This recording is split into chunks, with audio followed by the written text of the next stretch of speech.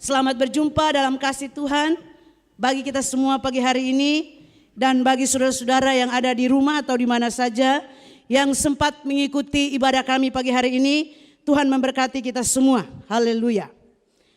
Puji Tuhan, sesuai dengan tema kaum wanita di tahun 2022, Gereja Sidang-Sidang Jemaat Allah di seluruh Indonesia bertemakan regenerasi.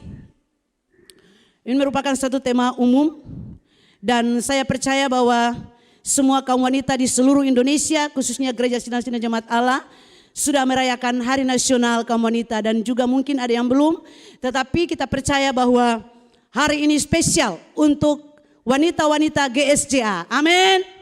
Haleluya. Berikan tepuk tangan dulu. Wanita-wanita terpuji. Haleluya. Regenerasi. Mungkin ada yang bertanya, apa arti? Apa itu regenerasi? Regenerasi adalah penggantian dari generasi tua ke generasi muda, atau bisa diistilahkan dengan kata lain, peremajaan. Sudah paham? Bisa pahami itu? Regenerasi artinya penggantian dari generasi tua kepada generasi muda. Atau dengan kata lain, peremajaan. Nah, teksnya yaitu terambil dalam kitab Ulangan pasal 6 ayat 5 sampai ayat yang ke-9 dan Injil Matius pasal 28 ayat 20a. Firman Allah berkata demikian. Ulangan pasal 6 ayat 5 sampai ayat yang ke-9.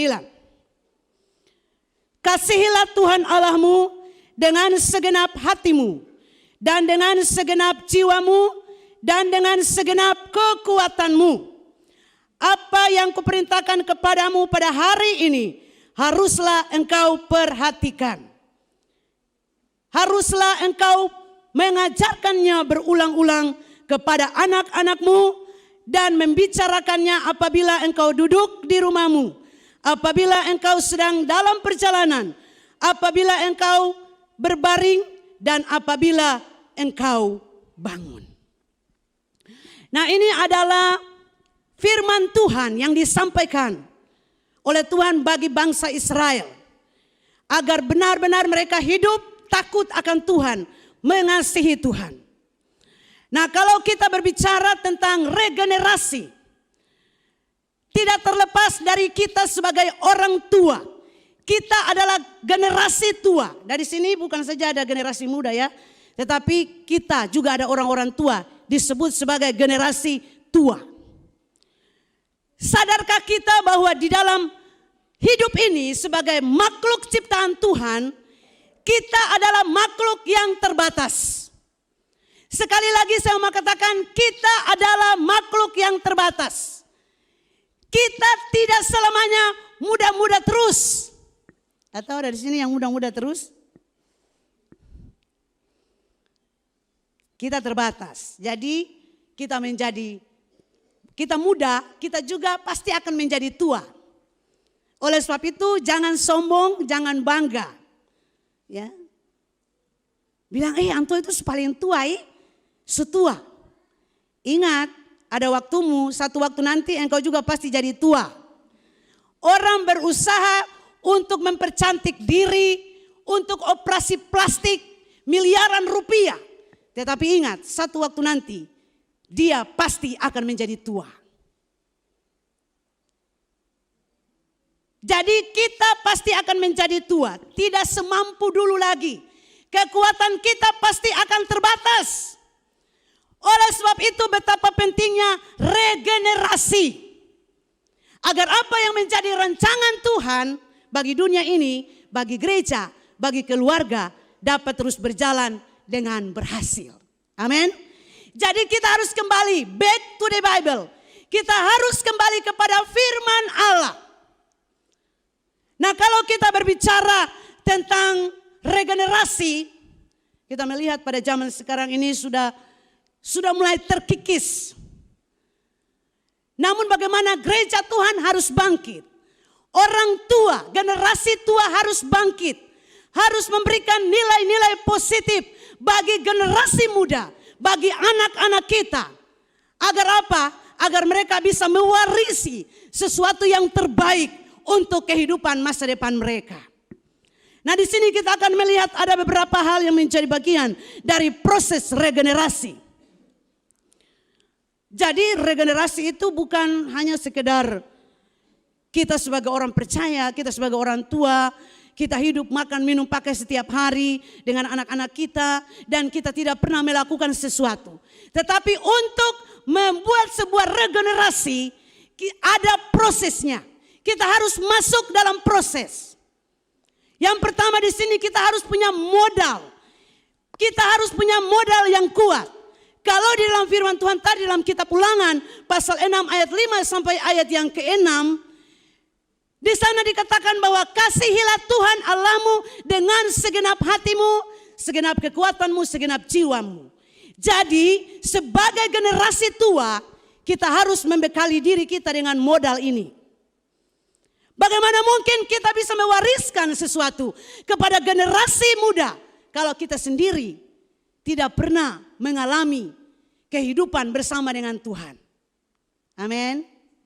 Orang tua harus punya pengalaman yang fresh. Pengalaman rohani yang fresh dengan Tuhan. Kenapa saya bilang harus fresh? Karena kalau kita berbicara tentang kehidupan rohani, bukan hanya satu kali ketika kita bertobat kepada Tuhan Yesus dan satu kali kita ada di gereja. Tetapi berulang-ulang kali kehidupan rohani kita harus selalu fresh. Amin. Katakan kiri kanan, kehidupan rohanimu harus fresh setiap hari. Karena firman Allah itu baru setiap hari.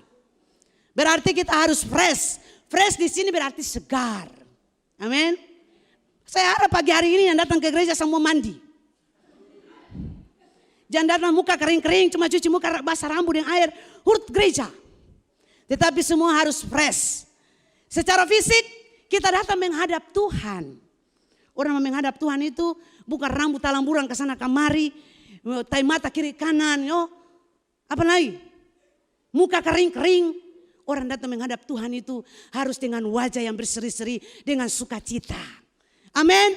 Dengan sukacita. Oleh sebab itu kalau puji Tuhan dengan sukacita. Dengan sorak-sorai, mengagungkan dia, meninggikan dia. Karena dia adalah Tuhan. Jadi kehidupan rohani harus fresh. Supaya kita bisa mewariskan sesuatu yang baik kepada generasi kita yang ada di bawah ini. Mewariskan iman di dalam keluarga dari generasi ke generasi adalah satu hal yang harus diprioritaskan. Kenapa? Satu waktu nanti yang tua pasti mati. Halo? Atau mau hidup 1000 tahun lagi?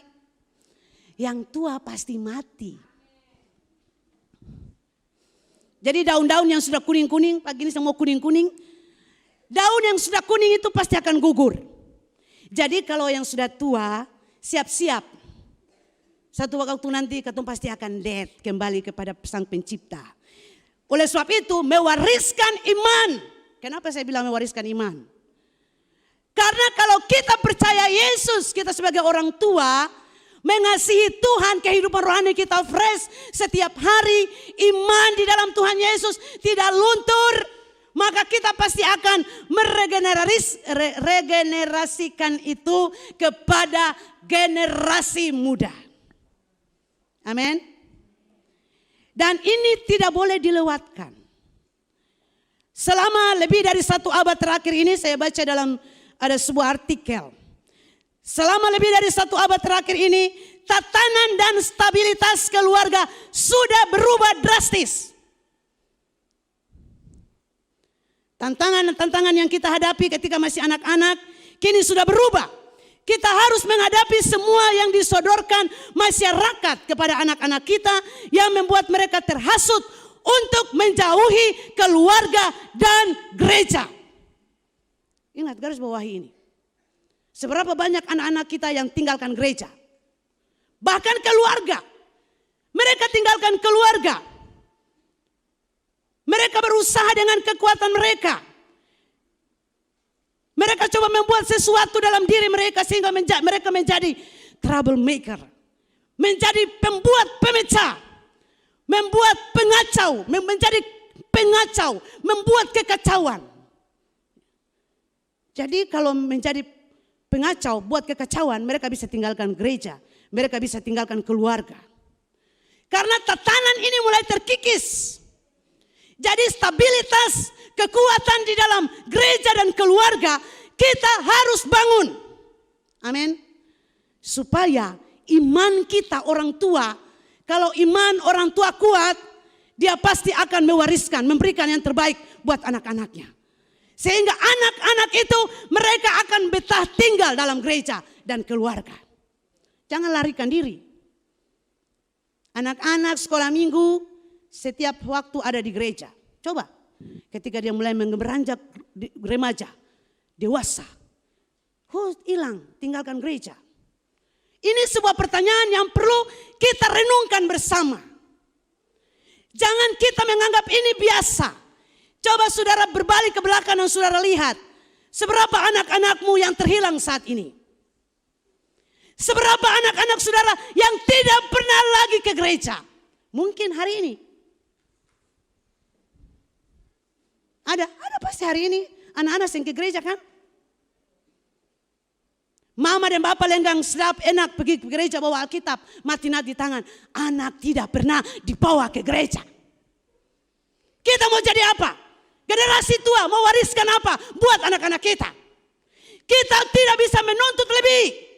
Orang tua mau tuntut lebih dari anak. Hai anak, kamu harus setia ke gereja ya. Ikut Tuhan Yesus ya. Melayani Tuhan ya. Kamu sendiri tidak pernah memberikan teladan. Oleh sebab itu Tuhan bicara keras kepada bangsa Israel. Tuhan bicara keras. Baca itu. Ayat yang ke-5 dan ayat yang ke-6. Bisa tampilkan? Ulangan pasal 6 ayat 5 sampai ayat yang ke-6. Kasihilah Tuhan Allahmu dengan segenap hatimu dan dengan segenap jiwamu dan dengan segenap kekuatanmu. Apa yang diperintahkan Tuhan kepadamu pada hari ini haruslah engkau perhatikan. Apa yang diperintahkan Tuhan pada hari ini. Jadi firman Tuhan itu tetap up to date. Tidak pernah lekang oleh waktu. Setiap hari baru. Jadi firman Tuhan yang disampaikan oleh Tuhan bagi bangsa Israel. Supaya mereka bisa mewariskan kepada keturunan mereka sampai detik hari ini. Kita sebagai orang percaya gereja Tuhan. Orang tua harus mewariskan itu kepada anak-anak kita. Orang tua harus menjadi contoh dan teladan. Orang tua harus punya iman. Amin. Orang tua harus punya kehidupan rohani yang fresh. Bukan setahun sekali baru ke gereja. Mau fresh bagaimana kalau setahun sekali ke gereja? Atau bahkan mungkin tidak pernah lagi. Mau berdoa tidak. Mau ibadah tidak orang tua. Ya saya lihat hari-hari ini sangat miris sekali. Jangan bicara jauh-jauh di luar sana. Kita di dalam gereja ini. Apakah sebagai orang tua, kepala rumah tangga, kepala keluarga, ibu rumah tangga sudah pernah menjadi contoh bagi anak-anak saudara, iman saudara itu? Jangan sampai anak-anak saudara balik menantang saudara. Mama saja sing setia dengan Tuhanmu, pamalasmu, bapak saja sing pernah ke gereja, mau bilang beta pergi gereja. Anak-anak sekarang mereka cerdas. Kata orang tua belum tahu apa, penuh tahu semua. Bahkan tidak pernah perlu diajar anak-anak sekarang. Coba ajar Aurel dengan siapa tuh? Ajar mereka, tidak perlu ajar. Mereka pegang HP, mereka sudah tahu. Klik sana, klik sini, mereka sudah tahu. Katung ada nggak bingung-bingung ini apa yang mau mereka buat ini. Generasi ini generasi yang cerdas. Dunia mereka penuh dengan kecanggihan teknologi. Lalu kalau kita orang tua ini hanya pasif dengan kehidupan kita. Oh nyong, kata mama dan papa dolo-dolo sesama dendong anak sekarang. Jangan coba-coba untuk mengulangi apa yang dolo-dolo. Yang dolo-dolo anak-anak sekarang saya tahu. Bahkan beta pernah ada baca status apa di Facebook. Nyong bangun jua. Jangan sampai ayam bakuku, ayam suku kerunyong belum bangun. Tete dan nenek dolo-dolo bilang mama dong, bangun sebelum ayam kukuru itu bangun sudah. Karena tete dan nenek dong mau pergi kerja. Lalu anak itu dia bilang pada pembawa begini, Mama, sekarang ini sudah beda. Tuhan Yesus juga berkati kata makan bangun pagi hari, roti sudah di meja, nasi goreng sudah di meja, itu kan berkat. Jadi tidak perlu tunggu lagi ayam bakoko dulu dan sebagainya. Anak-anak sekarang tidak bisa disamakan dengan kita dulu. Kita dulu jangan samakan anak-anak sekarang dengan kita dulu. Kadang-kadang ketemu begitu tuh, kadang begitu lah. Katong dulu saya sama dong anak-anak sekarang nih. Kita tidak bisa samakan lagi. Karena ini memang dunia mereka. Dunia mereka. Dan marilah kita sebagai orang tua bagaimana kita bisa meramu sesuatu yang bisa memberikan itu kepada mereka sebagai sebuah obat yang terbaik. Yaitu iman kita supaya generasi ini bisa bertumbuh mengenal Kristus. Amin. Mengenal Kristus itu lebih penting dari segala-galanya. Nanti kita akan belajar terus. Jadi peranan orang tua mendidik, mempersiapkan anak-anak itu merupakan satu kepercayaan Tuhan. Tugas yang paling penting. Haleluya. Nanti pulang baru baca ayat-ayat ini banyak sekali kalau saya bisa baca. Amsal 1 ayat 8, Efesus pasal 6 ayat 4. Juga Amsal pasal 3 ayat 12. Banyak sekali ayat-ayat yang bisa mendukung itu. Jadi mari kita menunjukkan sesuatu yang terbaik bagi anak-anak kita. Kalau kita melihat sekarang bahwa segala sesuatu yang terjadi di dalam keluarga bahkan gereja sudah bisa dikatakan miris. Nah, kita sebagai orang tua harus bisa melakukan sesuatu yang terbaik bagi generasi ini. Regenerasi di gereja berada pada ambang kritis. Masalah yang paling mendesak dan membuat kita gundah saat ini adalah gereja mulai ditinggalkan. Ini perlu garis bawahi. Saya baca artikel ini juga memang betul. Gereja sudah mulai ditinggalkan. Kalau di Belanda, anak-anak muda semua keluar dari gereja. Yang ada di gereja itu hanya orang-orang tua yang berambut putih. Generasi muda semua keluar gereja. Mereka cari tempat diskotik, tempat-tempat keramaian. Di sana kesenangan mereka. Oleh sebab itu ini menjadi cermin buat kita. Sebagai orang tua, sebagai ibu-ibu rumah tangga, sebagai bapak-bapak keluarga. Agar kita memahami ini. Jangan sampai gereja menjadi kosong. Anak-anak muda semua terhilang. Kita harus banyak berdoa. Amin. Berdoa, bertelut kepada Tuhan. Mendoakan anak-anak kita. Apakah saudara pernah berdoa bagi anak-anak saudara? Sampai hari ini, halo? Ibu-ibu, apakah engkau berdoa terus untuk anak-anakmu? Saya percaya seorang ibu akan terus mendoakan anak-anaknya sampai kapanpun. Sampai kapanpun. Seorang ibu akan terus mendoakan anaknya. Walaupun anaknya itu kacau balau, tetapi seorang ibu akan terus mendoakan anaknya. Ini peranan seorang ibu yang luar biasa. Oleh sebab itu di Hari Nasional Kaum Wanita ini, saya mau mengajar kita semua. Agar mata kita memandang kepada kondisi atau fenomena yang sementara terjadi di dalam gereja bahkan keluarga kita masing-masing. Jangan sekali-kali kita menunjuk kepada keluarga lain. Tetapi mari kita lihat ke dalam keluarga kita sendiri. Karena kita masih punya anak-anak. Kadang-kadang orang bilang, hei anak itu, orang itu, dia punya anak bagaimana ya, dia begini, begono. Lalu dia tidak pernah melihat anaknya seperti apa. Kadang kita suka membicarakan aib orang lain, anak orang lain, daripada kita melihat anak kita sendiri. Hati-hati. Amin. Hati-hati. Kita melihat hal ini. Ada satu survei dari BRC dikatakan begini. BRC itu bilangan research center. Sebanyak 36,5% anak remaja tidak rutin membaca Alkitab. Dan paling menyedihkan lagi, rutin baca Alkitab 5 kali atau lebih hanya sebesar 17,9%. Ini menunjukkan bahwa semakin muda anak maka sangat kritikal membawa mereka percaya kepada Kristus. Jika saat muda mereka sudah mengenal Tuhannya secara rutin, maka tidak diragukan lagi saat dewasa mereka bisa lebih mempertahankan imannya.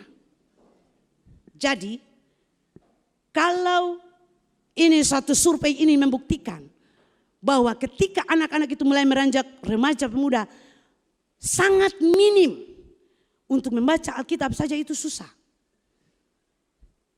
Membaca Alkitab saja susah. Jadi bagaimana peranan kita orang tua bisa menjadi contoh. Satu kali saudara kasih tahu, baca Alkitab, baca firman Tuhan. Kalau kadang-kadang ketemu orang tua sekarang ketemu bicarakan, anak-anak itu seperti begini ya, kalau kita bicara banyak mereka bilang ketemu mama bicara banyak lawang. Ada kasih yang di rumah? Beta pun ada. Mama bicara banyak lawang.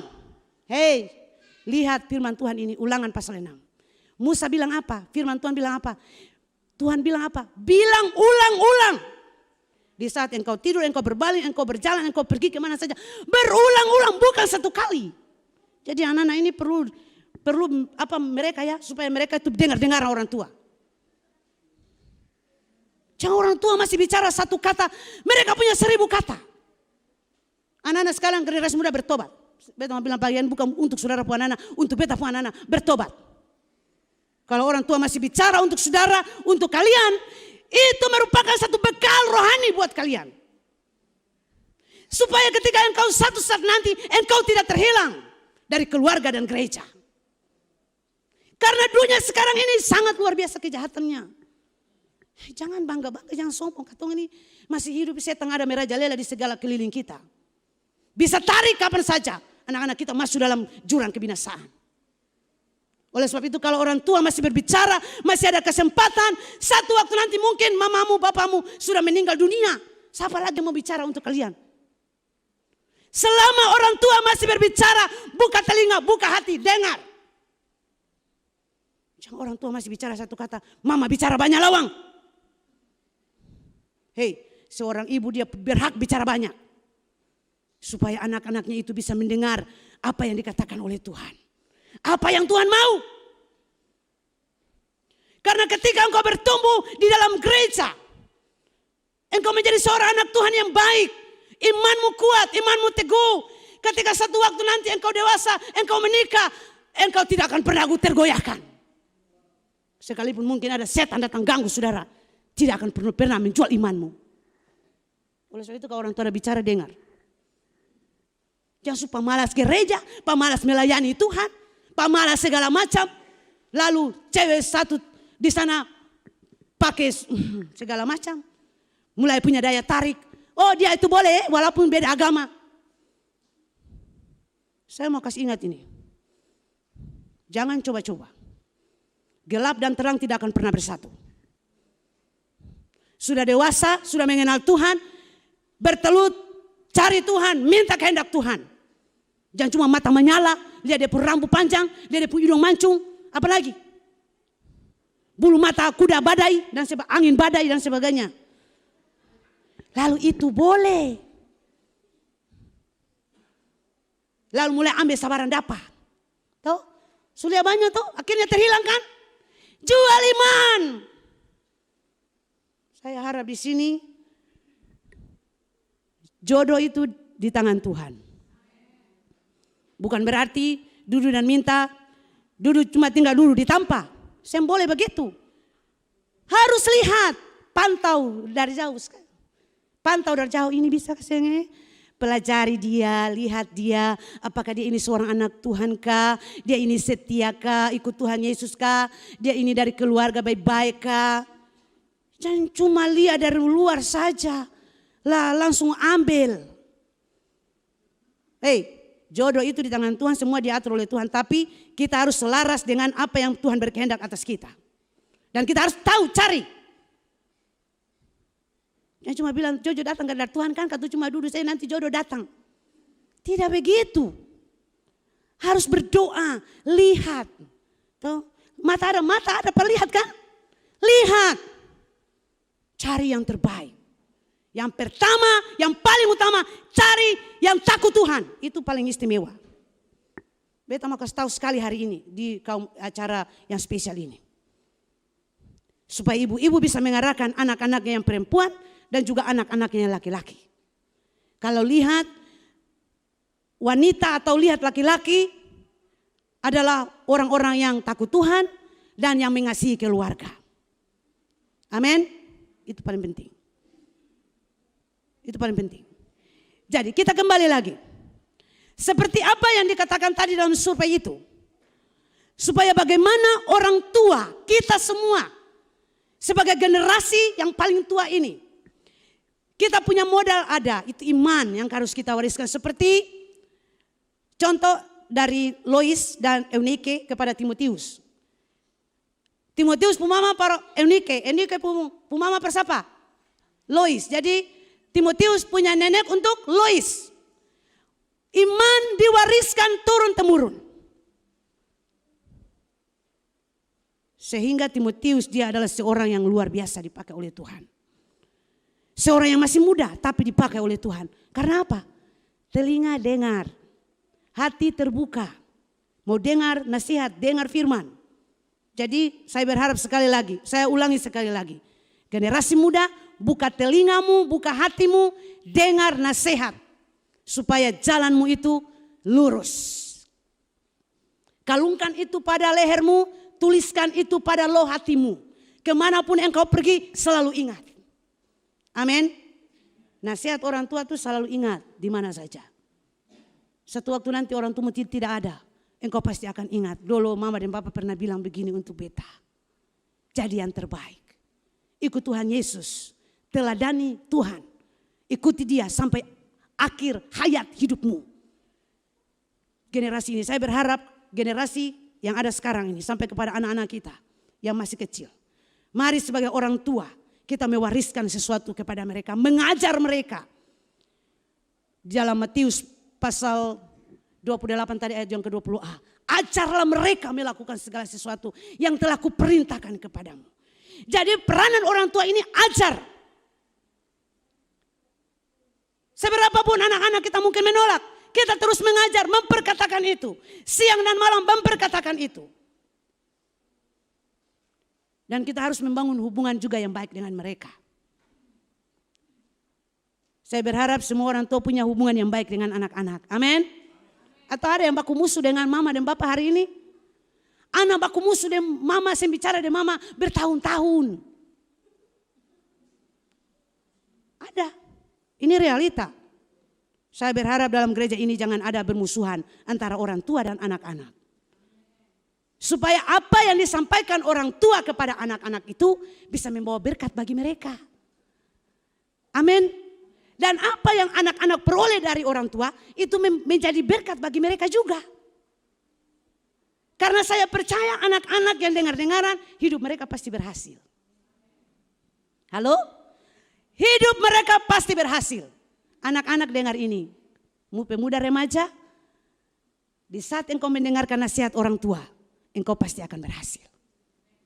Itu luar biasa. Dan saya yakin orang tua tidak pernah punya harapan. Anak-anaknya itu masa depan mereka hancur. Tidak akan pernah.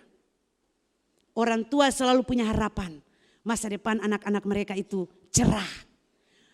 Orang tua selalu punya harapan agar hidup anak-anak mereka kelak menjadi orang-orang yang berguna. Itu harapan orang tua. Apa ada di sini orang tua yang selalu berdoa untuk kutuk anaknya? Tidak kan? Orang tua itu selalu berdoa memberkati anak-anak. Walaupun kadang-kadang anak-anak ini kepala batu. Tapi orang tua itu selalu berdoa memberkati mereka. Supaya hidup mereka diberkati, masa depan mereka diberkati. Amin. Kerja mereka diberkati, cita-cita mereka diberkati, pendidikan mereka diberkati. Ini harapan. Oleh sebab itu kita sebagai orang tua mengajarkan. Itu yang kedua ya. Pertama kita punya modal, yang kedua kita mengajar, yang ketiga mempercayakan. Seperti dalam gereja, kita percayakan segala sesuatu. Percayakan pelayanan percayakan apapun kita percayakan kepada generasi ini. Karena orang tua kan tidak mungkin naik di atas ini, mama cem pukul drum, mama ita main bass. Apa lagi? Oma aba singers. Saya nggak ada. Generasi muda punya peranan besar. Harus diwariskan. Regenerasi harus ada. Saya tidak bisa bayangkan kalau dalam sebuah gereja hanya nenek-nenek dan tete-tete yang pelayanan di sini. Minggu besok oleh orang yang datang ke gereja.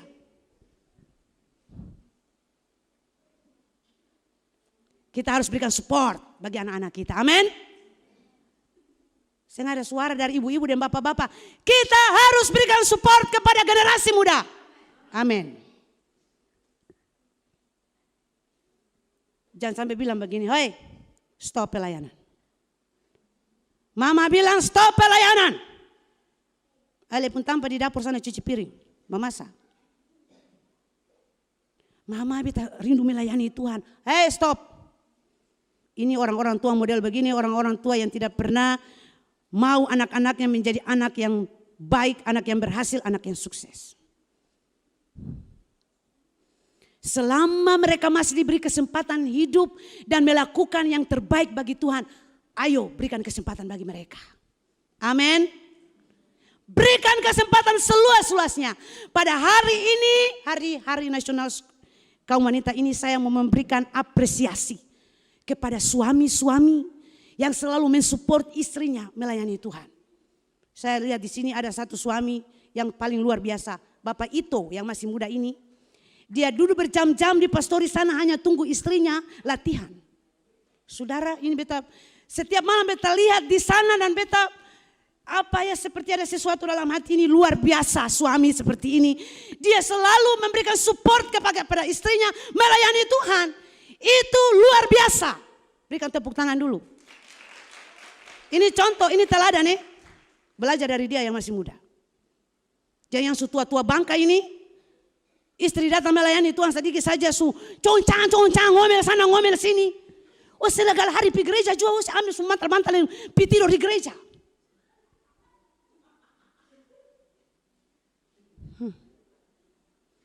Tidak pernah sabar.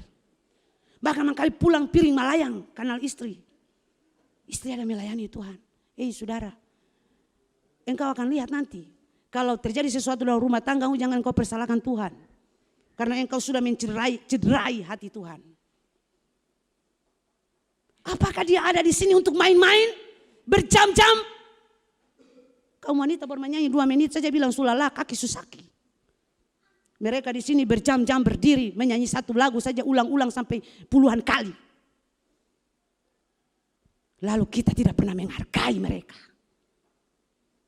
Suami, bahkan istri yang ada di rumah yang cuma ngomel sana ngomel sini, tidak pernah menghargai. Sedetik saja engkau kasih kesempatan buat dia, engkau berikan pujian buat dia. Apakah tidak bisa? Maka ini tantangan buat suami-suami, laki-laki yang pemalas gereja yang pernah datang ke gereja. Lalu istrinya melayani, dia tidak pernah ada di gereja. Lalu cuma jadi batu sandungan. Bertobat sekarang juga. Begitupun orang tua. Saya memberikan apresiasi kepada mereka yang selalu antar pulang pergi anak-anak mereka untuk latihan setiap hari di sini. Berjam-jam mereka menunggu. Tidak pernah mengeluh. Saudara, apakah kita pernah duduk dan renungkan ini? Jangan kita hanya berpikir yang negatif-negatif terhadap mereka. Mari kita berpikir sedetik saja yang positif kepada mereka. Melayani Tuhan harus bayar harga. Amin. Kalau engkau berkomitmen melayani Tuhan harus bayar harga. Dan kalau istrimu sementara ada di sini bayar harga, jangan engkau jadi stok di luar sana. Dukung dia, topang dia. Kasih semangat buat dia. Kalau dia pun suara masih fals-fals, kasih semangat. Satu waktu dia pun suara pasti gagah. Haleluya.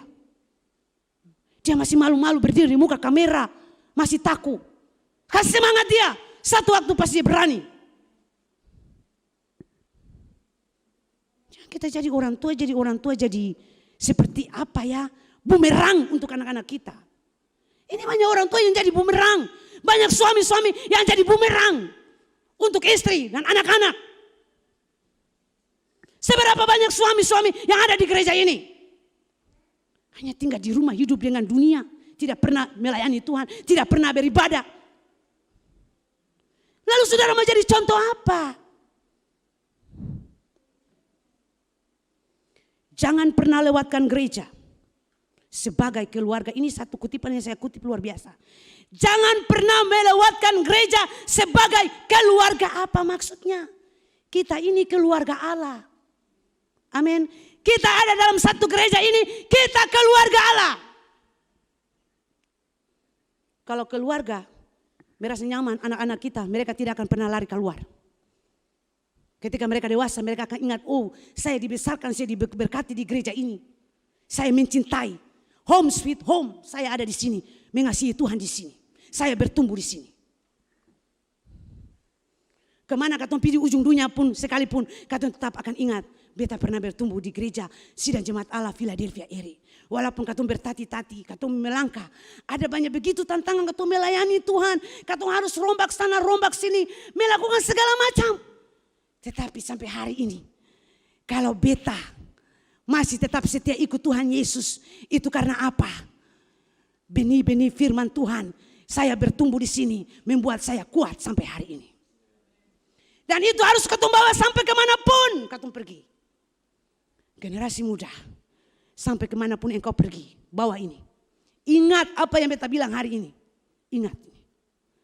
Orang tua, perananmu sangat besar. Engkau mau jadikan apa anak-anakmu di masa depan, itu kembali kepada diri saudara. Engkau mau jadi anak-anakmu hancur, engkau lakukan dari sekarang. Engkau menginginkan anak-anakmu jadi baik, lakukan dari sekarang juga. Jangan sampai mama ada di gereja, anak ada di tempat lain. Saya melihat ini ada beberapa orang. Mama datang setiap hari ke gereja, anak-anak saya tahu di mana. Saya harap minggu depan ini mama datang, anak-anak juga datang lagi. Amin. Bapak-bapak jangan bilang amin dong. Amin. Ibu-ibu mana pun suara, amin. Ingat, Tuhan di sorga dengar saudara bersuara ya, bukan beta di sini. Jangan sampai minggu depan saya bawa anak. Lalu Tuhan tanya, hei, ale pun anak di mana? Tuhan, dia ada tidur.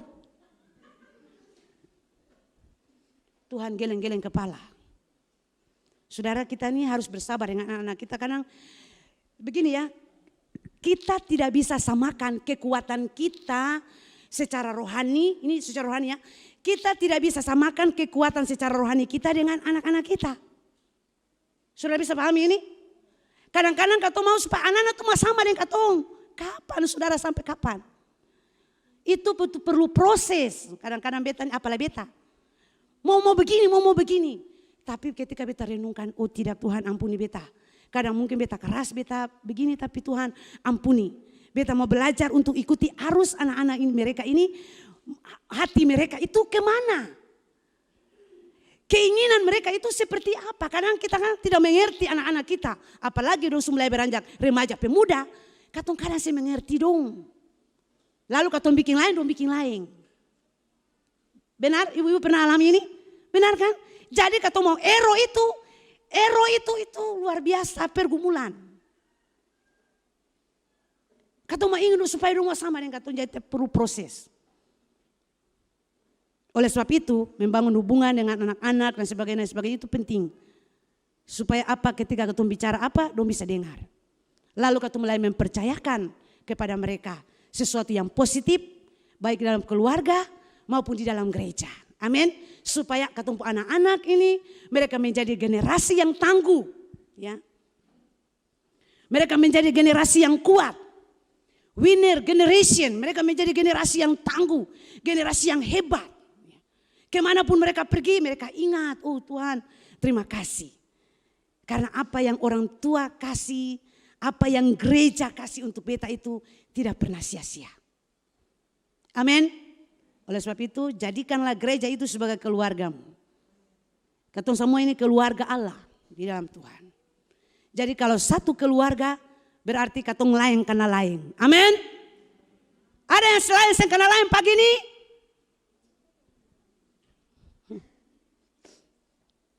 Besen tahu Tante Nancy itu yang mana ya?